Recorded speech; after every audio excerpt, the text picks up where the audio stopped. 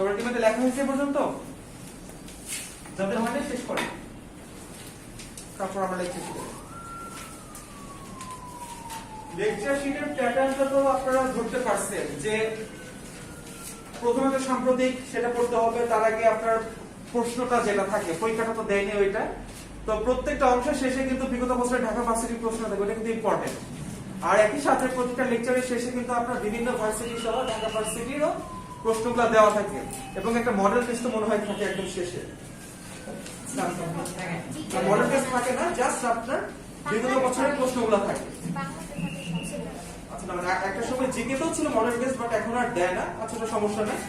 তো আপনারা এই লাস্টে যে পরীক্ষাটা দেওয়া থাকে, পরীক্ষাটা যদি আপনারা মানে না দেখে তাকাতে পারেন খুবই ভালো, বাট সেটা যদি সম্ভব না হয়, কারণ 130-33টার মতো আছে এখানে, আপনার অ্যান্সার দেখে দেবো দাগে দিতে পারেন, বাট করতে হবে এই জিনিসগুলো।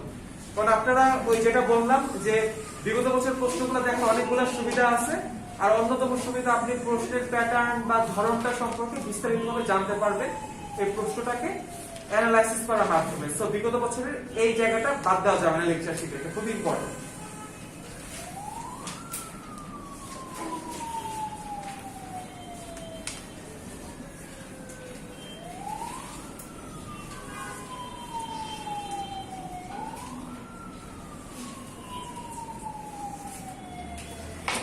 আচ্ছা, সবাই লেকচার শিটটা হাতে নেন।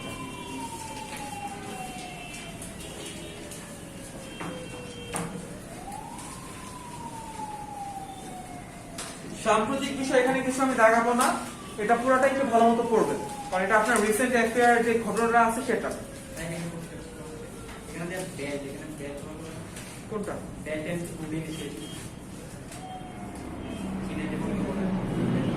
বানান কত ভুল হয়েছে আর কি। আর জিকেতে তো দুইটা পার্ট, একটা হচ্ছে আপনার বাংলাদেশ বিষয়াবলী আর একটা হচ্ছে আন্তর্জাতিক বিষয়াবলী।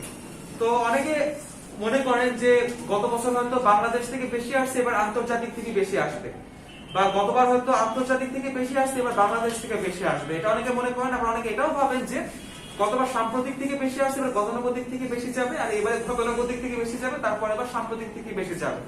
এই ধরনের চিন্তা ধারা বা প্যাচের মধ্যে যাওয়ার কোনো কারণ নাই। আপনার কাজটা হবে সবগুলো সমান গুরুত্ব সহকারে পড়া, কি আসবে কি আসবে না, কি যাবে কি যাবে না, এটা আপনারা অ্যাডমিশন টেস্টে পরীক্ষা দিতে গেলেই বুঝতে পারবেন, তার আগে চিন্তা করার কোনো দরকার নেই। আর বিউপি তে পরীক্ষা দিতে যাবেন কয়জন, একটু হাত তুলবেন এখান থেকে। আচ্ছা, ঠিক আছে, পরীক্ষা দিতে যাবেন, ওখানে কিন্তু সাধারণ জ্ঞান পাঠটা কিন্তু ইংলিশে হবে, ঠিক আছে? তো ইংলিশ দেখে ঘাবড়ানোর কিছু নাই, চারটা অপশন ভালো মতো পড়বেন আগে, তারপর দাগাবেন। দেখা যাবে আপনি যে বিষয়গুলো পড়তেছেন শুরুতে হয়তো দেখে অন্যরকম লাগবে, বাংলাতে পড়ে আসছে ইংলিশে, এরকম অনেক চেঞ্জ গুলো পাবেন, বাট ওই ঘুরে ফিরে কিন্তু কথা কিন্তু সেমই। সো ইংলিশে একটু ভালো মতো পড়বেন সবগুলো। এরপর হচ্ছে কি অঞ্চল ভিত্তিক আফ্রিকা মহাদেশের রাষ্ট্রসমূহ। এখানে আসলে আপনার কোথায় কোন দেশ আছে এই নামগুলো মনে রাখার কোনো দরকার নাই, তবে বিগত বছর প্রশ্ন সলভ করতে গিয়ে যদি কোনোটা পান যে এরকম আসছে, তখন সেটা দেখবেন, আদারওয়াইজ দেখার দরকার নেই। তো এবার আমরা আফ্রিকা মহাদেশের পরিচিত অংশে আসি। প্রথম পৃষ্ঠাতে কিছু দাগানোর নাই, লেখানো হয়েছে এখান থেকে ইম্পর্টেন্ট যা ছিল।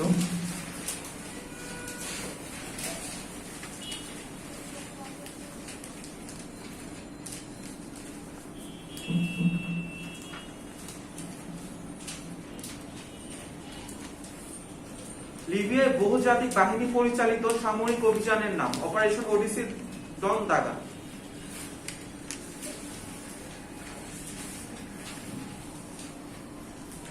তারপর হচ্ছে গিয়ে আফ্রিকা মহাদেশকে বহির্বিশ্বের কাছে পরিচিত করে তোলেন লিভিংস্টোন স্ট্যানলি দাগান। এটা হচ্ছে 4 নাম্বার হচ্ছে কি আপনার পৃষ্ঠা, 4 নাম্বার পৃষ্ঠা বাম পাশে। হ্যাঁ, ব্যক্তির নাম। তারপর হচ্ছে কি আফ্রিকার বৃহত্তম পৃথিবীর তৃতীয় বৃহত্তম হ্রদ ভিক্টোরিয়া দাগা। দক্ষিণ আফ্রিকার বর্ণবাদ নীতির প্রবক্তা জেমস হার্স দাগা। আফ্রিকান ন্যাশনাল কংগ্রেস গঠিত হয় 1912 সালে।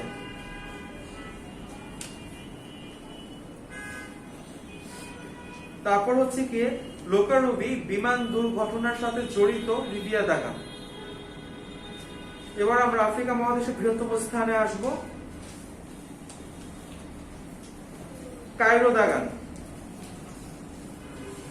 পিরামিড সবাই আমরা জানি, তারপরও দাগাবো।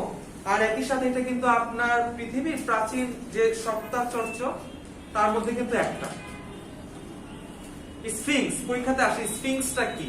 আপনার পিরামিডের সামনে এক ধরনের মানে মূর্তি দেখা যায়, মাথাটা দেখতে আপনার সিংহের মতো, সরি মাথাটা দেখতে মানুষের মতো আর শরীরটা হচ্ছে সিংহের মতো, সেটাকে বলা হয় স্ফিংস। ঠিক আছে, চাইলে একটু ছবিও দেখে নিতে পারেন নেটে, মনে থাকবে। তারপর হচ্ছে গিয়ে জোহানেসবার্গ দাগান 6 নম্বর।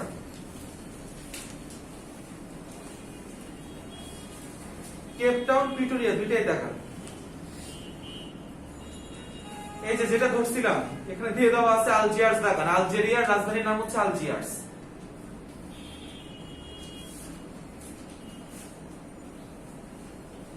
তারপর হচ্ছে গিয়ে বেনগাজি দেখান, গ্রিন স্কোয়ার দেখান। এটার পূর্ব নাম ছিল স্বাধীনতা স্কোয়ার। খার্তুম দেখান আর ফেজ দেখান, মানে একটা টুপি আছে ফেজ টুপি, সেই টুপির জন্য এই শহরটা খুবই বিখ্যাত। মরক্কোর একটি বন্দর শহর এটা। তারপর থেকে আমরা রাজনৈতিক ও আঞ্চলিক সংস্থাতে আসি। তো যখন আপনারা মানে সংস্থাগুলো পড়বেন তখন পূর্ণ রূপটা তো দেখবেন, সদর দপ্তর কোথায় সেটা দেখবেন, এবং একই সাথে বাংলাদেশ কত সালে সেই সংস্থাটার সদস্য হয়েছিল সেটা দেখবেন। বাংলাদেশ কোন আন্তর্জাতিক সংস্থার প্রথম সদস্যপদ লাভ করে? কমনওয়েলথ।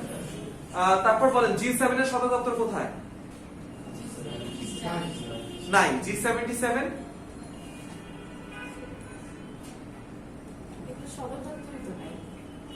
তো সেটাই তো কনফিডেন্সের সাথে তো বলতে তো হবে। হ্যাঁ, G7 G77 একটারও নাই। ঠিক আছে, এটা আপনারা অলরেডি লেকচার শিটে পড়ে আসছেন এই বিষয়গুলো, সো এগুলো একটু মনে রাখতে হবে। এগুলো হয়তো আপনার অপশনের মধ্যে 3টা নাম থাকবে, আরেকটাতে থাকবে কোনো সদর দপ্তর নাই, ওইটাই আপনাকে দাগাইতে হবে। যাদের বেসিক বা ধারণা ক্লিয়ার থাকবে না তারা দেখা যাবে মনে করে সদর দপ্তর ছাড়া কেমন একটা অর্গানাইজেশন হয়, এটা তো অবশ্যই তো আছে সেরকম। তারপর বলেন সিডাফ এর সদর দপ্তর কোথায়? ঢাকা। এটাকে কি বলা হয়, কি হাউস বলা হয়? চামিলি হাউস। বর্ধমান না, বর্ধমান অন্য জিনিস। ঠিক আছে, এগুলো মাথায় রাখবেন। উত্তরা গণভবন কোথায়? সো এই কমন জিনিসগুলো আল্লাহর রাস্তায় ভুল করে আসবেন না। এগুলো প্রতিবারই বা অনেকবারই আসছে, ঘুরে ফিরে অনেকবার। একটু ঠান্ডা মাথায় চিন্তা করে তারপর দাগাবেন। আর আপনার সদর দপ্তর, তারপর হচ্ছে আন্তর্জাতিক সংস্থা, এখান থেকে ঘুরে ফিরে প্রশ্ন থাকে, কোনো না কোনো প্রশ্ন থাকবেই আপনার। তো এবার আপনার রাজনৈতিক ও আঞ্চলিক সংস্থাতে আসি। সার্ক দাগান পূর্ণরূপে important, South Asian Association for Regional Cooperation. উদ্যোক্তা দাগান। প্রতিষ্ঠাকালীন সদস্য 7টি। আর সর্বশেষ বা 8ম সদস্য হচ্ছে আফগানিস্তান। সার্কের সদর দপ্তর কাঠমান্ডু, ইম্পর্টেন্ট। সার্ক বিশ্ববিদ্যালয় অবস্থিত নয়াদিল্লি। আর কোন সম্মেলন অনুষ্ঠিত হয়নি আফগানিস্তানে। বলেন জাতিসংঘ বিশ্ববিদ্যালয় কোথায় অবস্থিত? জাপানের কোথায়? টোকিও। হ্যাঁ, তো এবার আমরা আসলে হচ্ছে কমনওয়েলথ। কমনওয়েলথের প্রথম যে পয়েন্টটা এখান থেকে আসে যে আপনার কোন ঘোষণার মাধ্যমে, বেলফোর ঘোষণা। সো এখানে সালটা মনে না রাখলে ওই ঘোষণাটার নামটা মনে রাখবেন। কমনওয়েলথের পূর্ব নাম British Commonwealth of Nations Dagan. সদর দপ্তর বার্লবোরো হাউস, লন্ডন।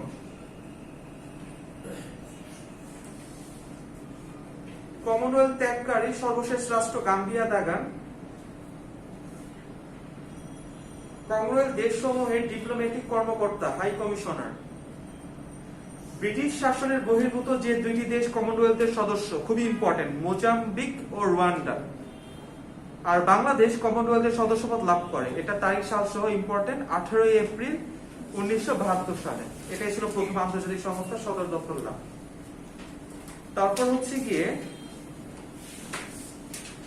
ওআইসি দাগান, অর্গানাইজেশনস অফ ইসলামিক কোঅপারেশন। প্রথম মহাসচিব বাংলাদেশ সদস্যপদ লাভ করে 1974 সালে, যেটা ছিল 32তম সদস্য। আর সদর দপ্তর জেদ্দা, সৌদি আরব।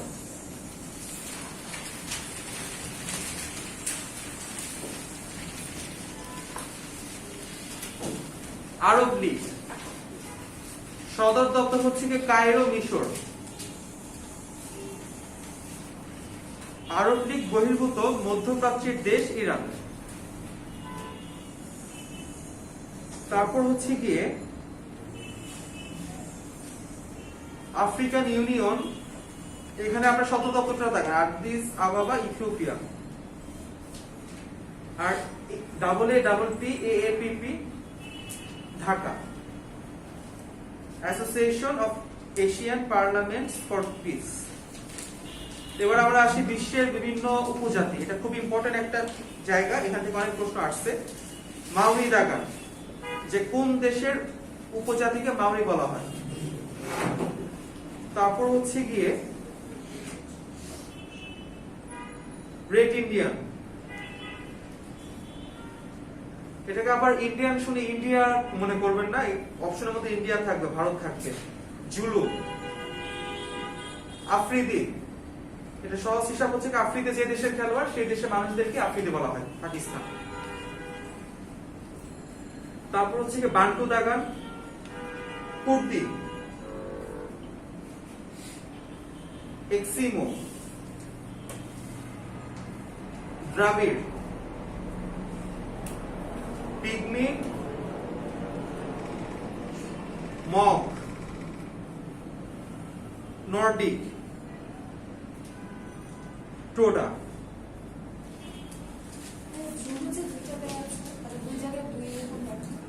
একটা হচ্ছে দক্ষিণ আফ্রিকা, ওই একই দক্ষিণ আফ্রিকা, এটা মনে রাখতে হবে, দক্ষিণ আফ্রিকা নিগ্রো জাতি। তো এবার আমরা আসবো বিশ্বের বিখ্যাত যুদ্ধ। আসলে যুদ্ধের এই জিনিসটা আপনারা এর আগে অনেকগুলো লেকচার অলরেডি পড়ে আসছেন, এখানে জাস্ট একটা চার্ট করে দেওয়া হয়েছে।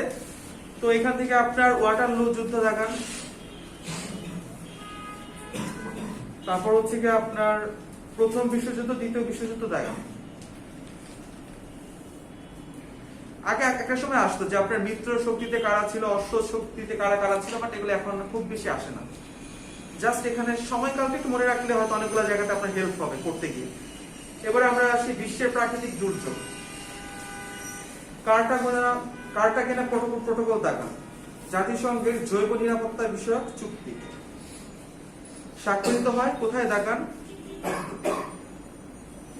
চীন সাগরে সৃষ্ট ঘূর্ণিঝড়কে বলে টাইফুন। ভূমিকম্পের দেশ জাপান। ইভেন জাপানের ঘরবাড়িগুলো এমন ভাবেই তৈরি যে মানে আপনার কাঠ বা হালকা কোনো একটা ম্যাটেরিয়াল দিয়ে যে ভূমিকম্পের জন্য যদি ভেঙেও যায় যেন খুব বেশি হতাহত না হয়। তারপর হচ্ছে কি ভূমিকম্প পরিমাপক যন্ত্রের নাম সিসমোগ্রাফ। আর যে স্কেলে মাপা হয় রিক্টার স্কেল দাগান। এবার হচ্ছে আমরা বিশ্বের গেরিলা সংগঠনগুলোর দিকে আসি। ভাইকিং দাগান, তারপর হচ্ছে গেস্টাপো দাগান, তারপর হচ্ছে গিয়ে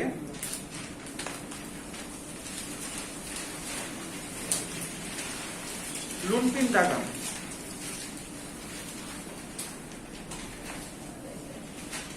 ব্ল্যাক ক্যাট দাগান।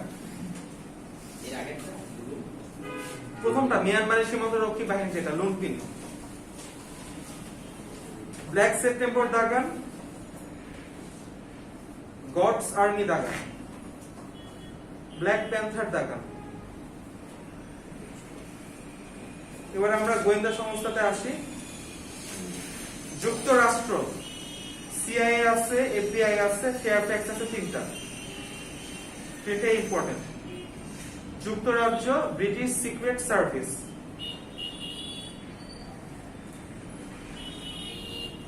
জার্মানি দাগান, জাপান দাগান নাইট্রো, এটা অনেকবার আসছে পরীক্ষাতে।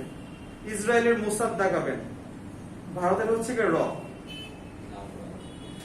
The research and analysis wing, full নামটা মনে রাখবেন। ইরান হচ্ছে সাফা, মানে যে নামের মধ্যে একটু অন্যরকম নাম। সাভাক, মোসাদ, নাইচর এই ধরনের প্রশ্নগুলো অনেকবারই পরীক্ষাতে ঘুরে ফিরে আসে, সেগুলো ভালো মতো পড়বেন। ইভেন আইনসভার নামগুলো যখন পড়ছেন বা পড়বেন তখন দেখবেন যে ওই যে ডায়েট সহ এখানে কতগুলো একটু অন্য ধরনের নাম আছে, অ্যাসেম্বলি বা পার্লামেন্ট বাদে সেগুলো আসে, পঞ্চায়েত, ডায়েট এই ধরনের নামগুলো। এবার আমরা আসি হচ্ছে গিয়ে সংবাদ সংস্থা। Reuters, the gun. আর প্রথমটার ইন্টারফেক্সটা ইম্পর্টেন্ট। তারপর হচ্ছে গিয়ে ওয়াফা, দ্য গান। ভয়েস অফ আমেরিকা, এপি, যুক্তরাষ্ট্র। আমতারা, ইন্দোনেশিয়া, এটা আমাদের সময় অনেকবার আসছিল। সিংহুয়া, চীন, দ্য গান।